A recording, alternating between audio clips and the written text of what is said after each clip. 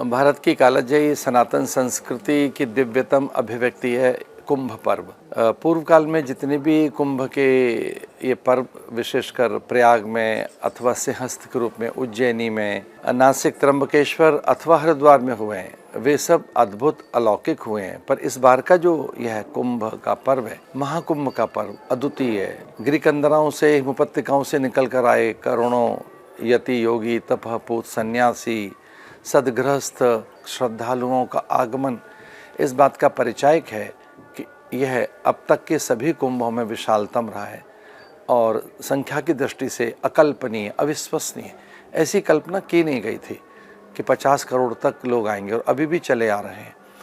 प्रयाग की ओर आने वाले सारे मार्ग भक्तों से भरे हुए हैं। अंत्य सलिला, सरस्वती, कालिंदी, यमुना, कल्याणी, पतित पावनी माँ भागीरथी का संगम है। यहाँ सभी का वैशिष्ट्य है, पर यहाँ परम वैशिष्ट्य है, क्योंकि यहाँ एकमात्र ऐसा तीर्थ है जहाँ सभी तीर्थ अपना निवेश करने आते हैं।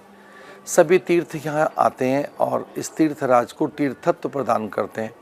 अपनी शक्ति, सामर्थ्य, अनंत ऊर्जा, अतुल्य तेज और अपरिमित ज्ञान अथवा आनंद और अनंतता अथवा भगवत्ता यहाँ अधिक साकार रहती है कुंभ के पर्व पर।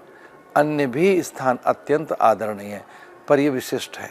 इसलिए प्रयागराज का कुंभ महाकुंभ अथवा वह कुंभों का भी राजा कहा जाता है।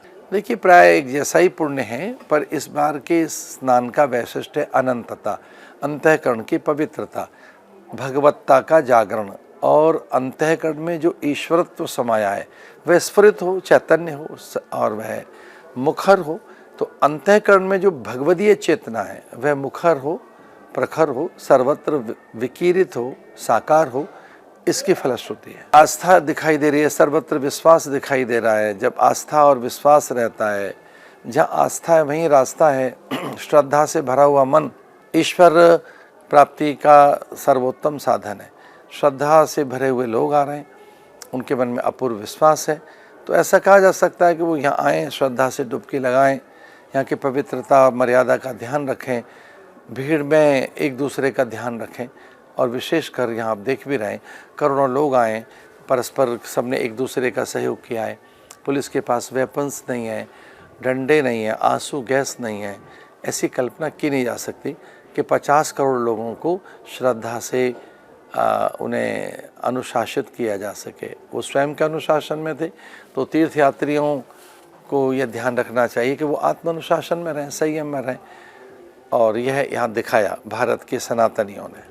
ये बहुत ही अद्भुत संकेत है कि जब सनातन की स्वीकार्यता पूरे विश्व में जग रही है, योग के द्वारा, आयुर्वेद के द्वारा, आध्यात्मिक विचारों के द्वारा, भगवत्पाद भगवान शंकराचार्य के अद्वैत मत के द्वारा, गीता के द्वारा, जब पूरे विश्व में सनातन धर्म को लेकर स्वीकार्यता है, तो युवक जगा है। युवक को पता लगा है कि उसके जीवन की सिद्धि का मार्ग, सफलता का मार्ग, उन्नति उन्नयन का मार्ग अथवा तो जीवन में जो वो चाहता है उसकी प्राप्ति का मार्ग हमारे धर्म में ही, अपने धर्म में।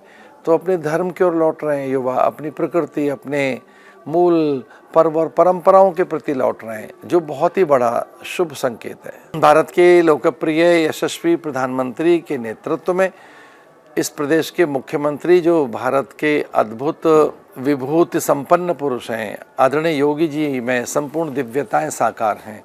उनके सामर्थ्य, अखंड प्रचंड पुरुषार्थ से पूरा देश चमत्कृत है और उनके सुशासन के द्वारा, उनके निर्देशन में यहाँ के पुलिस प्रशासन ने अद्भुत व्यवस्थाएं की हैं। 50 करोड़ लोग आए और परस्पर एक दूसरे का आदर करते हुए, एक दूसरे का सहयोग करते हुए कुंभ के मेले को उच्चतम प्रतिमान प्रदान किए।